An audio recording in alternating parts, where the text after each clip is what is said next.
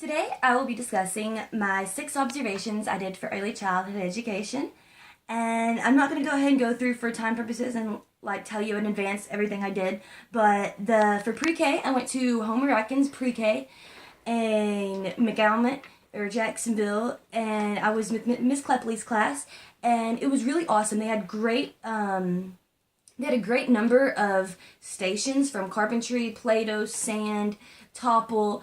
They had 2 teachers in the classroom. It was a 2-to-14 ratio, and one of the teachers was bilingual, along with 4 of the students in the classroom. So I thought that was great that they had a bilingual paraprofessional to help out those students. Another thing I thought was cool at the morning when I arrived and they did their first lesson, they did it in English and in Spanish. So everything they learned from it was the calendar math pretty much, but math, just days of the week, month, and colors, all of that, they learned them all in English and Spanish. Thought that was great. And then they were divided up into their playstations where they could go wherever they wanted for any length of time, and just they had freedom to do whatever PlayStation. But the teacher did say she tried to direct them where they would try out everything, because she would have a couple students who would just try to play sand all day and that kind of thing. The second school I will be discussing was kindergarten, which was I went to Arkansas School for the Blind and Visually Impaired in Little Rock, and it was very different. One of the first things I noticed was student-teacher ratio was 2-to-6, which is crazy low compared to what other I've been in, but with the special needs of the students, I do quite understand that. There were 6 students, and they ranged on different levels of visual impairment, and 2 of them did use a cane to walk around, while the other 4 did not. One student also left and went to speech while I was there, so it's interesting to see they do offer those, as things as well. They had a dramatic PlayStation, and one of the things with technology that I noticed, they did not have a smart board. However, they did have braillers, which obviously they would need braillers, but the lack of a smart board, it was the only class I went in without one. The students were various ranges of engaged at different moments. However, I noticed they had very high vocabularies. They were reading to me, and some would read the book dinosaur and just see the picture, and while another student would read the braille and could, go along with it. And so they all had different levels and of very, very far off. The teacher knew them all very well and what their levels were of visual impairment and their levels of academics, and proficiencies. So she was able to work with them very well, and she respected them, and they respected her, and that really showed, and it sent good vibes throughout the classroom. The third one I will be discussing was the 1st grade class at Crystal Hill Elementary with Miss Ziller, and Miss Ziller was a phenomenal teacher. Couldn't say better things about her. The level of respect and excitement and energy that she had for teaching was beautiful.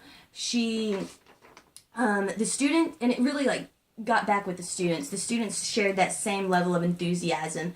One thing I really did like is she did put the higher, more advanced students with lower level students. She had 2 children with autism in her class on different various spectrums. The one on the worser end of the spectrum, she had sitting by with her seemed to be one of her most advanced students, and he would help out the autistic child some, and she was pretty smart. She knew, she could put stuff together mentally, but her motor skills were really poor, and kind of some of her other things she would need help with. So I thought that was a great way to utilize this other child's energy and intelligence to help out another peer, so that maybe the peer didn't feel as, down, oh, I always have to have the teacher's help. So that was cool. Also, all the students went to Discovery, which I thought was really cool, and I got to experience the Discovery a little bit. But all the students there, they really were excited and eager to learn at all moments. That's the main thing that I realized. I didn't see many students that were disengaged and just not into it. Something about the environment of that school just made children want to learn, it seemed like. Loved it. The 4th school I would be talking about is 2nd grade. I went to William Jefferson Clinton Magnet School, not Clinton, but in Sherwood. And I was in Miss Hudson's class. Really plain, really dull. She was in enrichment with about 6 students the whole time, while the other students were just kind of working on independent work. I walked around and they were all seemed to be working on different things, so I'm not quite sure if they had certain things they were supposed to be working on or if it was free to, I'm not sure if it was an everyday thing or what, but it seemed kind of disorganized. And she never got out of her seat really. She kind of just but she was doing with enrichment students, but my point is I never got to see her really do a lesson. Actually, I take that back. She did do Go Noodle one time. So it was right before I left, and in case you don't know what Go Noodle is, it is a small exercise or little fun task that the children do on the smart board. It lasts about 30 seconds to a minute and a half, and she had them do that, get out their wiggles, they did a little dance, all of that to calm them back down. And then she went back to teaching, and then she went back to going to her enrichment center, calling a different group of students, and the other students were working on independent work the whole time. The next school I will be discussing was 3rd grade at Vaughan, and I was in Miss Turner's class. It was bad. It was a horrible experience. It taught me pretty much everything of what not to do. I was in there for an hour and a half, and she sat down the whole time she was instructing. When I first arrived, one student was under a desk, one student was sitting on top of a desk. No work was being done. A couple students had books out. There was really just talking going on, and she was just at her computer doing I'm not sure what. That lasted about 20 minutes. After that, they tried to transition into music class. So she got all the students lined up very slowly and poorly. Students ran, they were punching each other on the way to the line, and she did not acknowledge any of it. But very aggressive behaviors were seen by a lot of the students.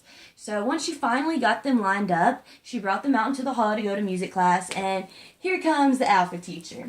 So the alpha teacher comes in and is like, hey, I need sunshine, one of the students. She's like, well, it's our music day. And so she explains, she's like, are you sure, blah, blah, blah. So they get it figured out, and eventually she realizes, oh yeah, music is tomorrow, on Thursdays, not today. So after getting the students lined up for about 5 minutes in the classroom and having them stand out in the hall for about 7 minutes in the classroom, that was a good 10 to 15 minutes of the day wasted. So she did, and that doesn't even include getting them back into the classroom, which of course took a long time, as many of the students were aggressive and defiant. I don't want to say defiant because she didn't really set the rules out, but they were acting not with proper behavior. So I didn't really like that. Once she actually got started, I stayed, like I said, for about an hour after that point because didn't really get to see much the first 30 minutes. And she sat in her seat the whole time. The students worked on a smart board, which the smart board was actually going out. So like say it's like a 1080 megapixels, it was like a 600 and it was kind of in blocks. So they couldn't see all of it, and some of the clicking didn't work. So they were just kind of improvising, but it's meant to be like a short exercise, and she made it last an hour and didn't give any instruction or words or lesson on it. She just kind of let them play on the board together. So it was really rough to watch. The last class I went to, however, was my favorite. It was at Harris Elementary in McAlmont, and I was with Miss Osborne in 4th grade. And the 4th graders, I will say, were below the level of most 4th grade or even 3rd or 2nd grade classes I have seen. However, they were learning, and you could see the learning happening. And although they were below their level, they were making progress. And that was a positive thing. The teacher had like a great amount of respect for the students, and many of them reciprocated that to her. And she was doing enrichment when I first arrived with 4 of the students, and she also had a very low student-teacher ratio. I believe this one was 12-1. So lower than you see in most areas. This is also in a very low-income area, majority minority. There was 1 white student and 1 biracial student, and the rest were African American. And like I said, I think when I did the research, like 83% are on free or reduced lunch. So a pretty great percent of the school. So that kind of plays a role in, why their education is behind, but at least while they were at school, I saw that they were getting a great education. Like,